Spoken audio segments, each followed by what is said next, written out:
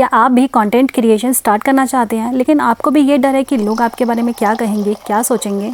जब मैंने content creation start किया था ना, तो मुझे ऐसा लगता था कि बस वीडियो बनाओ और अपलोड कर दो और धीरे धीरे सब हो जाएगा। लेकिन रियलिटी ना बिल्कुल अलग होती है। लेकिन सबसे पहले तो अपने ही डाउट्स की, अपनी आवाज़ अच्छी नहीं लग रही है, हम कैमरे के सामने अच्छे नहीं दिख रहे हैं, और एक वीडियो को 10 से 15 बार रिकॉर्ड करती थी और फिर डिलीट कर देती थी और फिर दोबारा बनाती थी। और जब उसी वीडियो को पोस्ट करने की बारी आती थी तो ये डर कि मेरे बारे में लोग क्या सोचेंगे, और स्पेशली मेरे दोस्त और मेरे रिश्तेदार। ये शायद आपके साथ भी होता होगा, क्योंकि जब भी आप कुछ नया स्टार्ट करते हैं ना, तो लोग आपको मोटिवेट नहीं करते, आपको सिर्फ जज करते हैं। और सच बताओ ना, मेरे साथ भी यही हुआ। मुझे ना मेरे अपने ही लोगों ने ना जज करना स्टार्ट कर दिया। क्या ही तुम डेली का व्लॉग बनाती रहती हो, क्या ही तुम रेसिपी बनाती रहती हो, ना ही तुम कोई सेलिब्रिटी हो, ना ही तुम कोई शेफ़ हो जो लोग तुम्हारी रेसिपीज़ देखेंगे, तुम्हारे व्लॉग्स देखेंगे। किसी ने कहा तुम कॉमेडी फैमिली वीडियोस बनाओ, किसी ने कहा कि ट्रेंडिंग म्यूजिक का इस्तेमाल करो, किसी ने कहा कि फेमस शेफ़ की रेसिपीज़ इस्तेमाल करो, किसी ने कहा कि शॉर्टकट रेसिपीज़ इस्तेमाल करो, किसी ने कहा कुछ बनाओ तो किसी ने कहा कुछ। लेकिन मुझे पता था कि अगर मैं कोई और टॉपिक ढूंढती भी हूँ अपनी वीडियोस बनाने के लिए, लेकिन टॉपिक ऐसा होना चाहिए जिस पर मैं रेगुलर वीडियोस बना सकूँ। मैं 2 बच्चों की माँ हूँ, तो मैं फैमिली व्लॉग्स और अपनी कुकिंग रेसिपीज़ के अलावा और वीडियो में क्या ही बना सकती थी। और बिलीव मी, कुकिंग वीडियोस और डेली लाइफ रूटीन वीडियोस बनाना इतना भी आसान नहीं होता जितना कि स्क्रीन पे दिखता है। और जब यही चीज़ें डेली लाइफ में रिकॉर्ड करना इतना डिफिकल्ट है, तो मैं रोज़ रोज़ नए नए आइडियाज़ और नए नए टॉपिक कहाँ से लाऊं, और कैसे 2 बच्चों के साथ उससे शूट करने के लिए टाइम निकालूं। लेकिन उस टाइम पर मैंने किसी की भी नहीं सुनी। हाँ, मैं डीमोटिवेट ज़रूर हुई, लेकिन मैंने खुद से ही खुद को मोटिवेट किया। लेकिन जब लोगों की इस तरह की बातें सुनने को मिलती है ना, तो हाँ, हर कोई डीमोटिवेट होता है। मैं भी होती थी, लेकिन खुद को मैंने मोटिवेट करना सीख लिया। आज भी अपने व्लॉग और रेसिपीज़ में वो वही चीज़ें दिखाती हूँ जो हम रेगुलर अपनी लाइफ में बनाते हैं, या हम किस तरीके से अपनी रेगुलर लाइफ में रहते हैं, या फिर किस तरीके का हमारा लाइफस्टाइल है, मैं बिल्कुल वैसे ही दिखाती हूँ। अब बात करते हैं कंसिस्टेंसी की। और कंटेंट क्रिएशन में सबसे इंपॉर्टेंट चीज़ होती है कंसिस्टेंसी।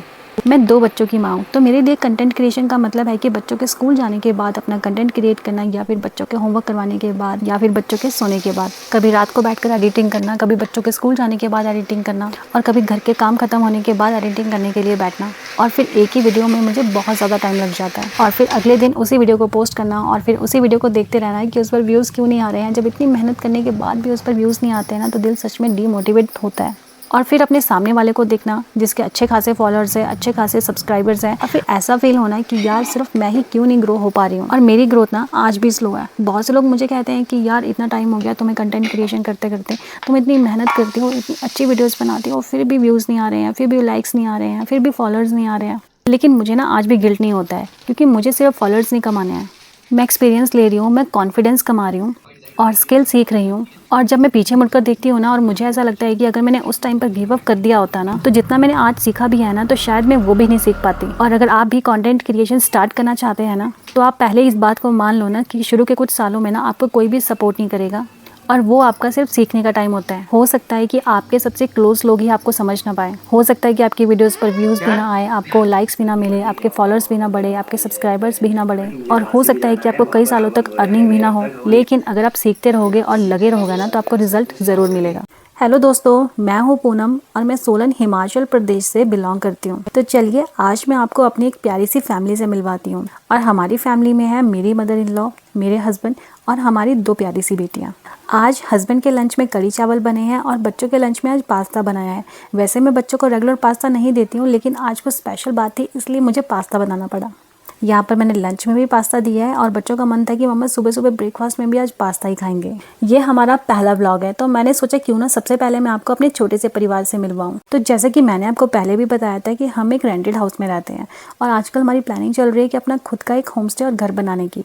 लेकिन तब तक हम इस किराए के घर में रह रहे हैं ना, और सच कहूँ ना तो मुझे ऐसा लगता है कि खुश रहने के लिए खुद की छत का होना बिल्कुल भी ज़रूरी नहीं है, बल्कि उस छत के नीचे जो लोग हैं ना, उनका साथ होना ज़रूरी है। भले ही हम अभी रेंट के घर में रह रहे हैं, लेकिन यहाँ के हर कोने में हम बहुत ही सुकून भरी ज़िंदगी जी रहे हैं, और हर पल और हर एक खूबसूरत पल को खुलकर जी रहे हैं।